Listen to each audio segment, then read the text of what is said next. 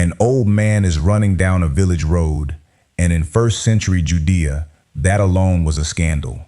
Fathers did not run, ever.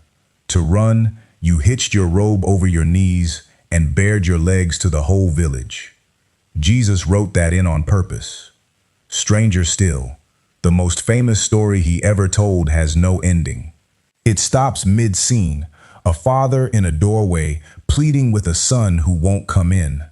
Why?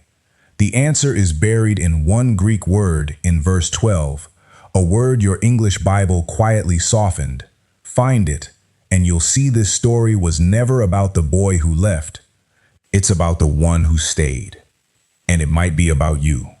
Let's put the story back where Jesus actually told it, because we almost never hear it there. We hear it floating free. A Sunday school flannel board, a boy, some pigs, a hug. But Luke gives it an address. Luke 15 opens like this. Then drew near unto him all the publicans and sinners for to hear him.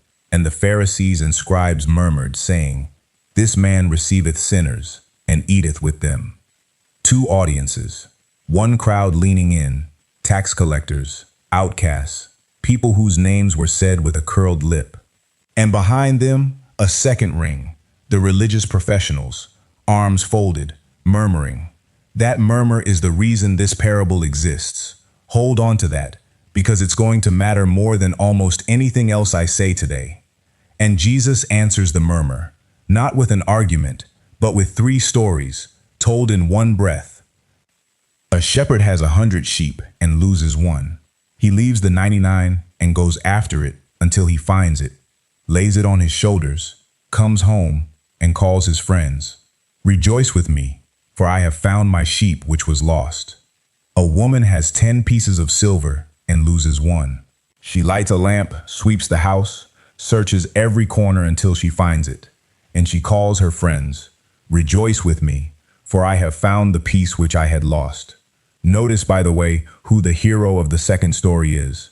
A woman, searching by lamplight on her knees. Jesus alternates on purpose. A shepherd, then a housewife, so that everyone in that crowd, man or woman, sees themselves holding the lamp.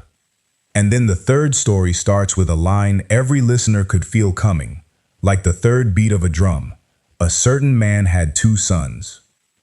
1 in 100, 1 in 10, 1 in 2. Do you hear the stakes climbing? A sheep is wealth, a coin is precious, a child is everything. And the first 2 stories run on the same rails. Something is lost, someone searches, it is found, and there is a party. Lost, sought, found, joy. Twice in a row. By the time story 3 begins, every ear in that crowd knows the rhythm. They are waiting for the same ending. They don't get it. Because the third story has 2 lost sons, and when the music starts, only one of them is inside the house. The story ends, if you can call it ending, with something still lost. Standing in the yard, refusing the door. But before we can stand at that doorway, we have to hear what the younger boy actually said to his father, because in Greek, it is worse, much worse, than your Bible let it sound. And the younger of them said to his father, Father, give me the portion of goods that falleth to me. We read that like a business request. It was not. In that world, inheritance was divided at death. That was the whole point of it. It was what passed from a man's hand when his hand let go. There was a well-known Jewish wisdom book written about 2 centuries before Jesus, Sirach, that warns fathers in almost these exact terms. Don't hand your property to your children while you're still breathing. Don't trade your standing for their impatience. Wait until the day your life ends. That warning existed because people knew exactly what an early demand meant. So when this boy says, give me my share now, every listener heard the sentence underneath the sentence. Father, you are taking too long to die. Let that sit for a second. This isn't a boy asking for an advance on his allowance. This is a son looking at his father's beating heart, and seeing an obstacle between himself and the good life. And here's a detail the felt board version skips.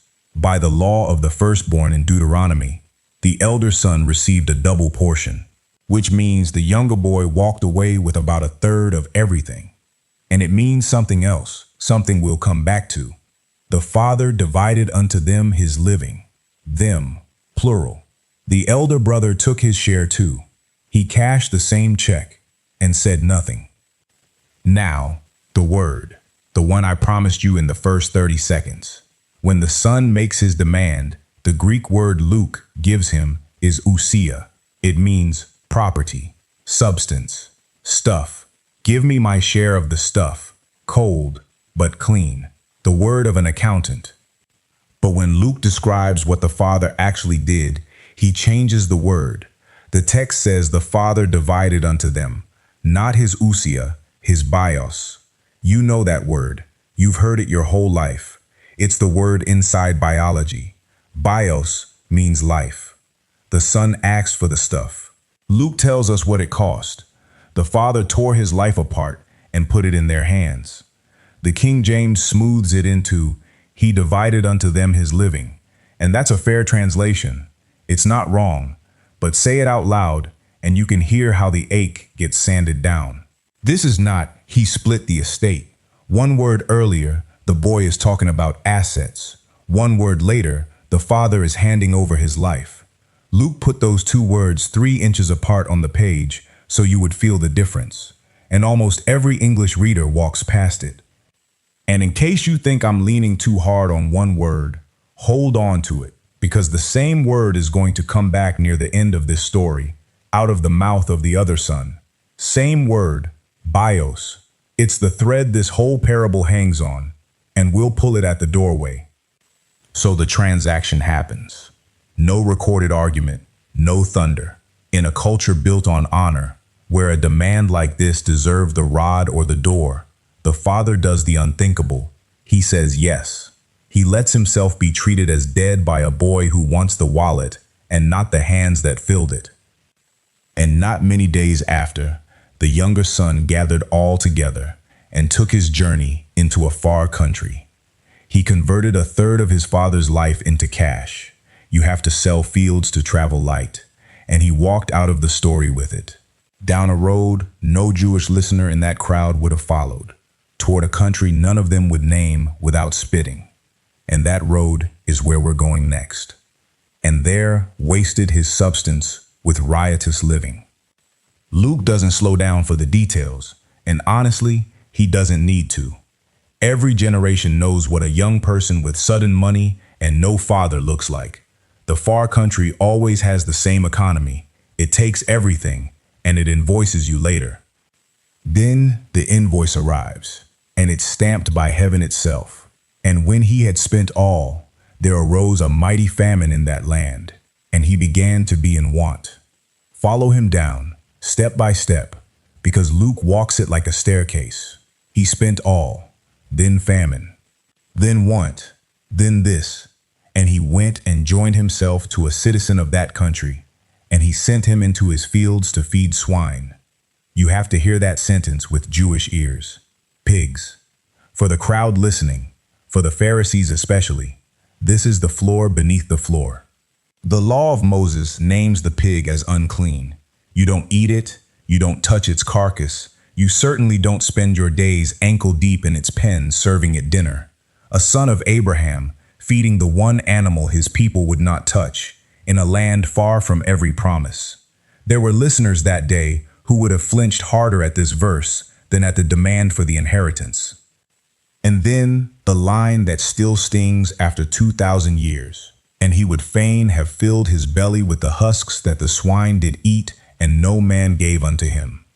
He envied the pigs. Those husks, carob pods most likely, leathery famine food, looked good to him, and no man gave. The far country that had loved his money had no name for him without it. And when he came to himself, I love how Luke puts that, not when he repented, not yet, when he came to himself, like a man surfacing from deep water, like waking up in a room you don't remember walking into. Some of you know exactly what that moment feels like. The morning the fog lifts for one clear minute, and you see, plainly, where you actually are.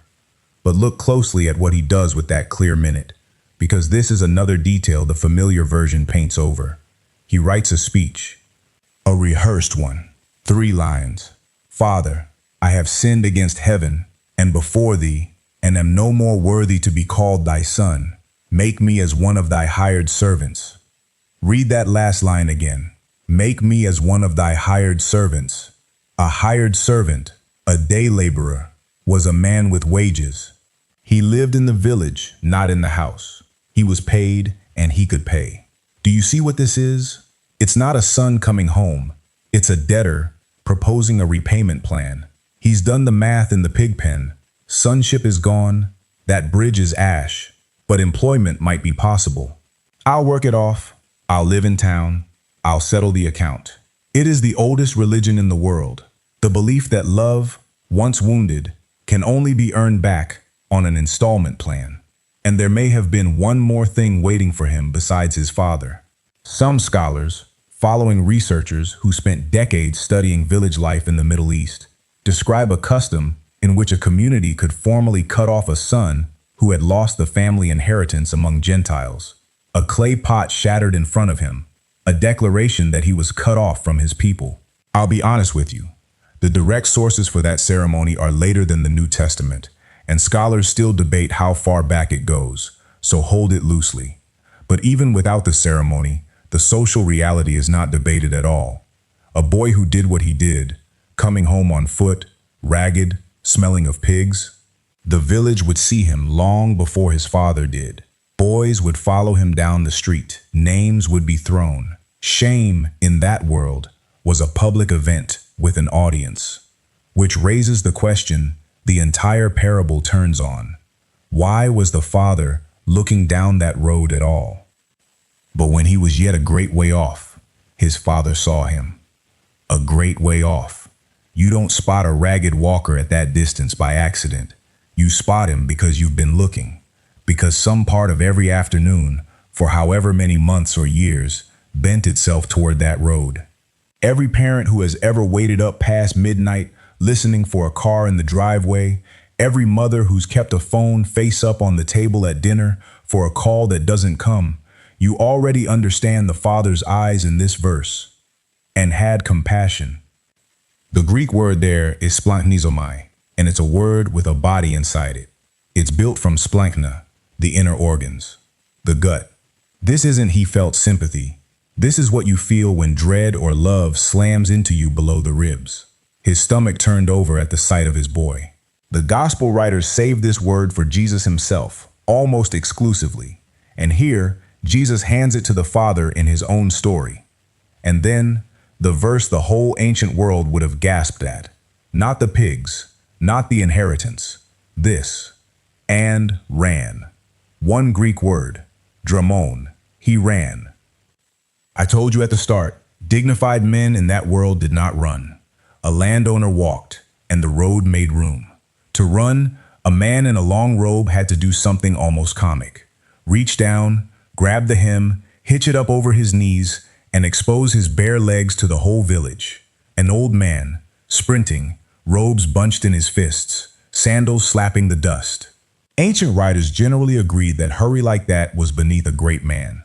Children run, servants run, patriarchs never run. So why is he running? Here's the reading I can't shake, the one those village researchers put forward. He runs to get there first, before the neighbors, before the names and the spit, and, if that old custom is real, before anyone can break a pot at his son's feet. He takes the shame the village was preparing for the boy, and he wears it himself, in public, at a dead sprint. Whatever they were going to do to his son, they would have to do to him first. And listen, even if you set every scholarly theory aside and keep nothing but the bare text says enough. The father chose public disgrace so his son would not stand in it alone, and fell on his neck and kissed him. The word Luke uses there isn't a polite kiss of greeting, it's an intensified form. He kissed him again and again, the kind of kissing you can't stop. No inspection first, no quarantine period. He is holding a boy who smells like a pig pen, and he does not care. Now watch the speech. The boy begins the script he wrote in the far country. Father, I have sinned against heaven and in thy sight, and am no more worthy to be called thy son. And that's as far as he gets. The next voice is the father's, shouting past him to the servants, bring forth the best robe, and put it on him, and put a ring on his hand, and shoes on his feet. The repayment plan never leaves his mouth. The father talks over the third line. The boy came home rehearsing a job application, and he never gets to submit it, because the position of hired servant is not open. The only opening in that house is son, and it was never filled by anyone else. And every gift is a sentence. The best robe, literally the first robe, the finest in the house, quite possibly the father's own, covers the rags in front of the whole village. Whatever you see, this one is honored. The ring, a family seal, the ancient equivalent of signing authority. You don't give your signet to an employee. And shoes. It's often observed that in a great house, it was the servants who went barefoot while sons wore sandals. Whether or not that custom held everywhere, the direction of the gift is unmistakable. Feet that are shod are feet that belong. Then the father says, the thing that breaks the whole story open. For this my son was dead and is alive again. He was lost and is found. Dead. He uses the word. The boy had treated him as dead in verse 12. And the father takes that whole cruel frame and turns it inside out. You counted me dead, and it made you the dead one. And I am not interested in the arithmetic. You're alive. You're here. We're eating tonight. And they began to be merry. If the story ended right there, it would already be the most beautiful short story ever told. But it doesn't end there. And here is the part I made you a promise about. It doesn't truly end anywhere. By the way, if this kind of slow, word-by-word reading of scripture matters to you, the subscribe button is the one way you help these studies reach people who need them. You are, quite literally, the reason this channel exists. Now, the doorway. Now his elder son was in the field. Of course he was. Where else would he be? He's the reliable one. And as he comes near the house, he hears something that doesn't belong on an ordinary evening. Music and dancing. And notice, he doesn't go in to see. He calls one of the servants and asks what's happening. Even at the edge of his own home, he gathers intelligence like an outsider. Thy brother is come, and thy father hath killed the fatted calf, because he hath received him safe and sound. And he was angry, and would not go in. Therefore came his father out, and entreated him. Stop. Look at what the father just did. Again, there is a feast in his honor inside, a village full of guests watching, and the host walks out of his own party into the dark to plead with a sulking son.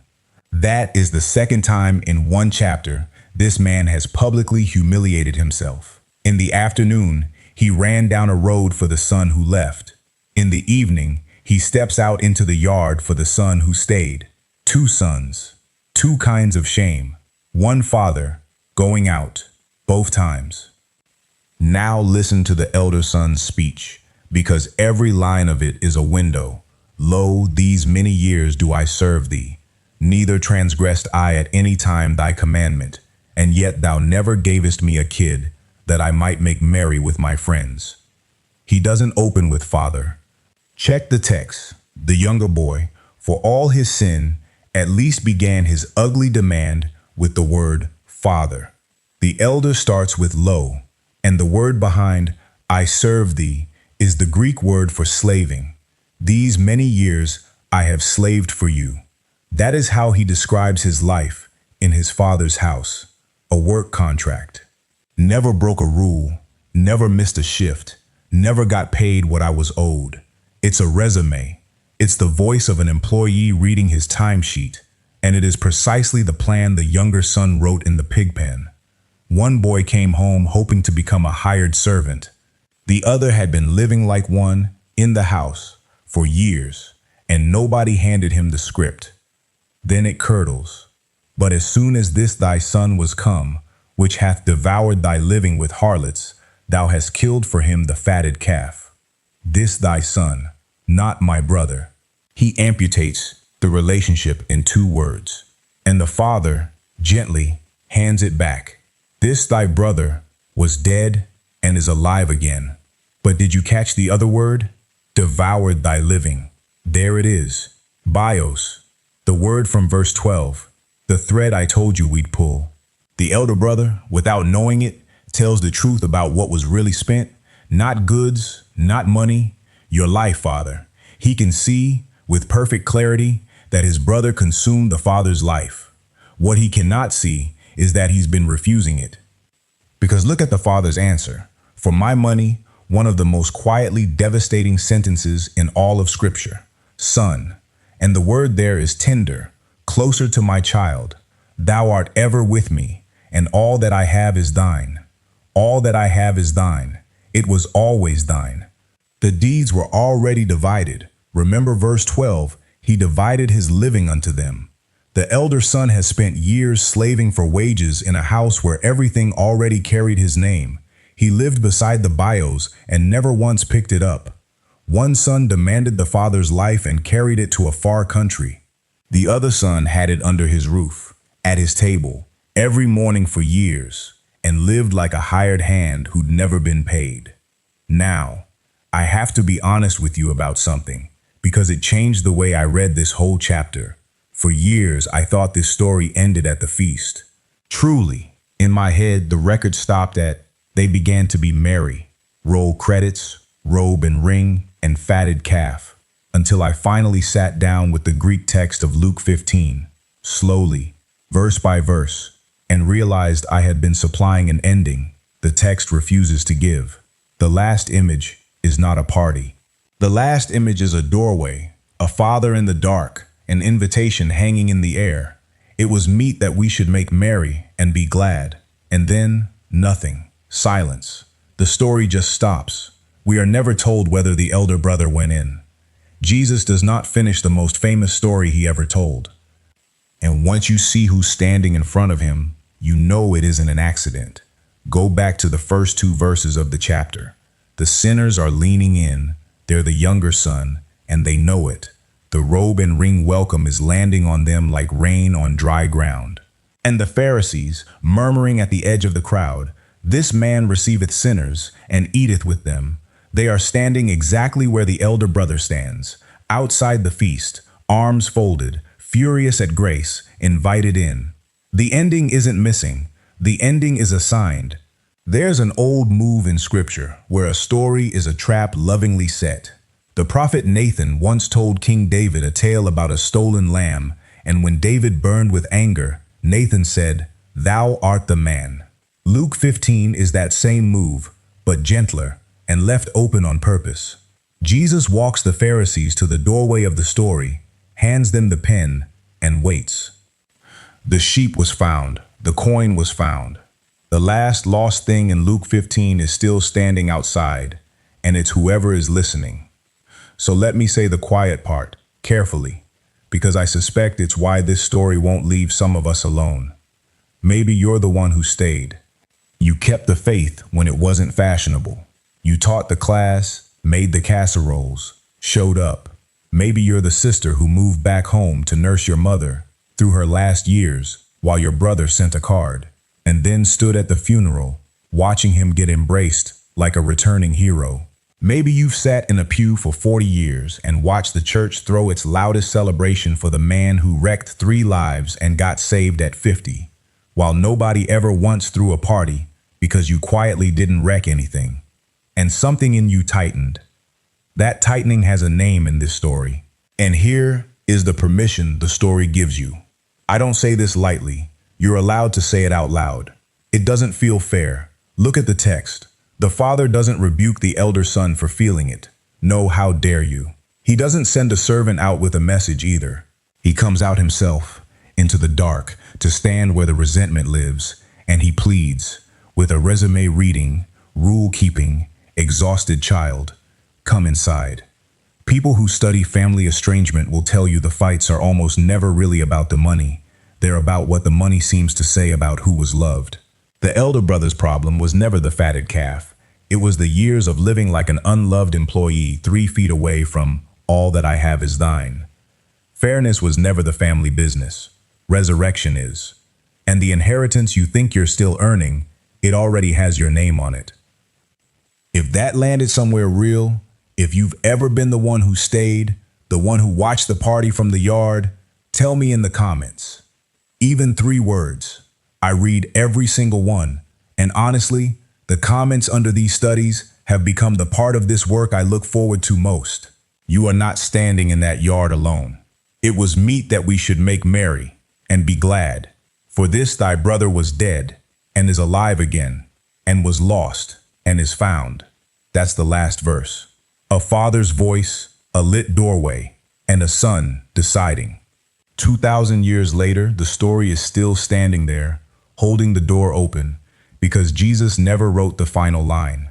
He left it for the elder brothers. He left it for the Pharisees. He left it, I think, for whoever has ever loved God like a job and wondered why the wages feel thin. The younger son asked for his father's life and left. The elder son lived beside his father's life and never took it. And the father went out, ran out, walked out after both. One word in verse 12, bios. He divided unto them his life. He still does. The last word Jesus ever spoke on the cross was also one Greek word, a word merchants stamped on bills that had been paid in full. If tonight's doorway moved you, that word will finish what this one started. That investigation is on your screen right now.